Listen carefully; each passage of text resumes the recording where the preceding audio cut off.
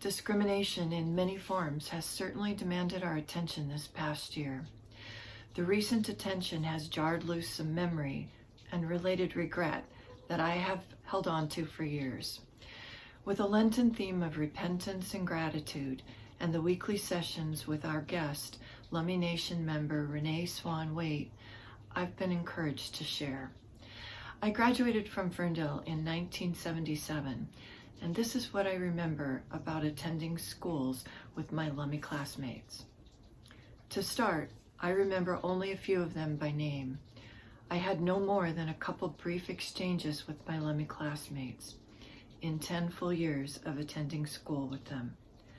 I had dozens of Lummi classmates, yet I never really knew them. I am deeply sorry for that. I did observe others interacting with Lummi students, however. This is hard to speak of, but it is what I experienced. In one of my classes, for example, the teacher had a daily objective of deriding Lummi students. Many times, out loud, in front of the class, sometimes pointing to whichever Lummi student was the teacher's target that day, while the students sat silently, with a faraway look showing no emotion. The Lummis didn't dress well enough. Their clothes were not clean enough. And anyone can keep clothes clean, even if they get their clothes at the Salvation Army, said my teacher. Any Lummi student caught without their homework, or who couldn't answer a question about the daily textbook reading, was derided and scolded. No one else who couldn't answer a question, just the Lummis. There was always something. It was blatant and embarrassing. I had sympathy for my Lummi classmates, but I admit I had a greater sense of relief that such circumstances had not befallen me. That classroom was just one of many examples. Much of what I witnessed was subtle yet undeniable. A few articles were printed in our high school student paper on the issue of racism against the Lummis. So it wasn't exactly a secret, nor was it my imagination. Lummi fishing rights was a hotly debated issue during my teens.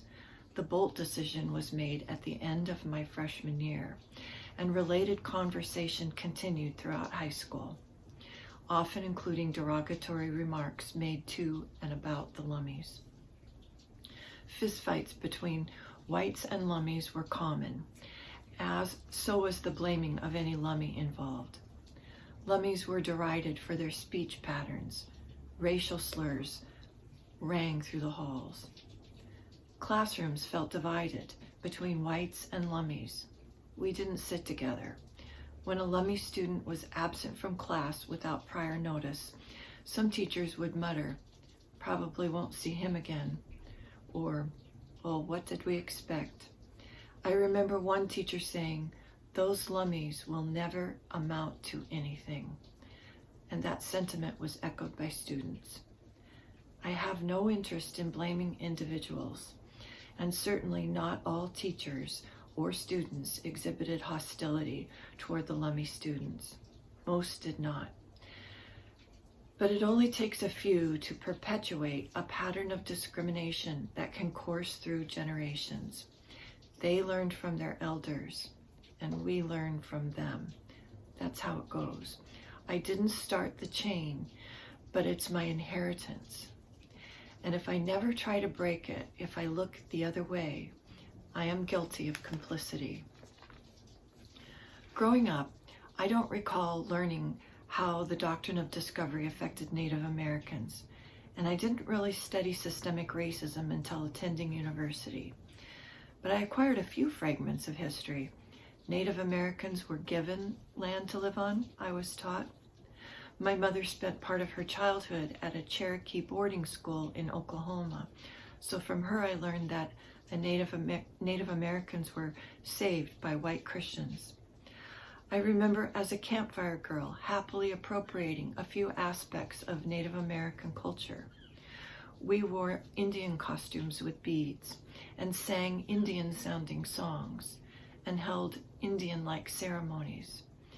and a local white scholar shared Lummi artifacts and a few stories with us, which fascinated me. Native Americans in that light were seen as a vanquished people of exotic curiosity. However, I didn't appreciate the term assimilation until I spent several summers living in a remote Alaskan Native village and listened to Yupiks describe their government boarding school experiences. I am sorry for what has been done to the Lummis and for what has been left undone. I'm sorry for any complicity on my part. Saying I'm sorry doesn't allow me now to simply exhale and believe my responsibilities have been satisfied. God implores me to love my neighbors as myself. God knows every Lummi Nation member by name, and each one was made in our Creator's image. I need to acknowledge my Lummi neighbors and the land that was theirs. I need to help build bridges between us. With my repentance comes gratitude. I am grateful for today's youth who have no problem speaking up about injustice. I'm grateful for local organizations that have already connected with our Lummi neighbors. United Church of Ferndale, several schools, museums.